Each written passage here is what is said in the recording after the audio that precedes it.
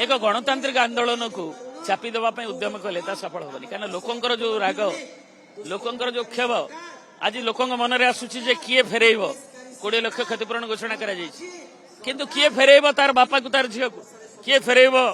तार माँ को तार झील को माँ से कथा कहूँ किए फेरब तार कम्युनिटी की समाज को छात्र समाज आज बारंबार जो महिला तो राज्य में निर्यातित एवं प्रतिदिन 35 धर्षण केस हो गोपालपुर छात्री कॉलेज छात्री गणधर्षिता है गोपालपुर बेलाभूमि सुरक्षित नुहे ये नॉन डेस्टिनेशन एवं फकीरमोहन कॉलेज भाया कॉलेज भी ऑटोनोमस कॉलेज भी सुरक्षित नुहे कैंपस से सुरक्षित नुहे एवं से ये जो घटना है तार न्याय मांगा दाबी रे दुई रे ये जो आशंकार वातावरण जो भीतिग्रस्तर वातावरण जो सुरक्षार वातावरण सेफ्टी ठिकाना भाव आने विशाखा केस रे जहाँ करा सरकार एबे निद भांगुची एबे कहते मासे भितर कमिटी कर कमिटी ठीक रे होने ट्वीट कले भी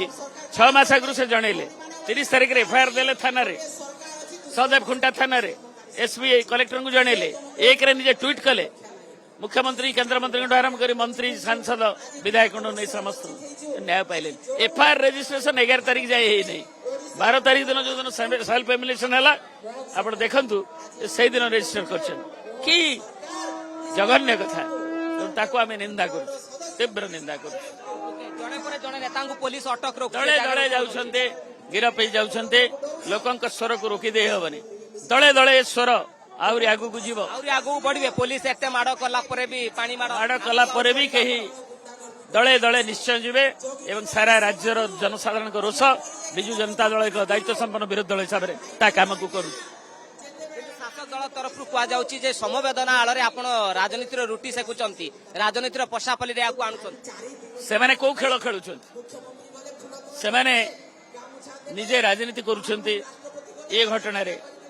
दल मत राजनीतिर ऊर्धरे गोटे महिलार कथा जदि न शुणा जदि कहुच्छे आड़ देखा केतबले कौन घटी से माने सीरियस नुहति सीरियस होते मंत्री मुख्यमंत्री केंद्र मंत्री ट्वीट कला से माने रेस्पॉन्स करन था 12 दिन धरी रेस्पॉन्स देले तेणु राजनीति किए करू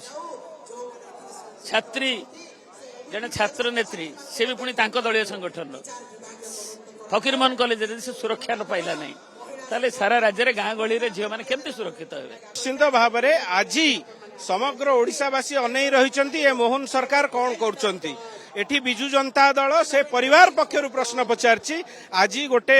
नारी निर्यातना वर्ष भितर बढ़ी बढ़ी चलछि शेष में गोटे एफएम कॉलेज छात्री न्याय मागी मागी आत्माहुति देइछन्ति तांको पई आज बिजु जनता दल प्रश्न पचारुछि काहेकि मोहन माझी एपर्यंत कौनसी स्टेप नहीं नाहंती जदि मोहन माझी दृष्टांतमूलक पदक्षेप न नेबे ताले आसंता दिन में याठू भयावह विक्षोभ आपण देखिया पाइबे बिजु जनता दल तरफ।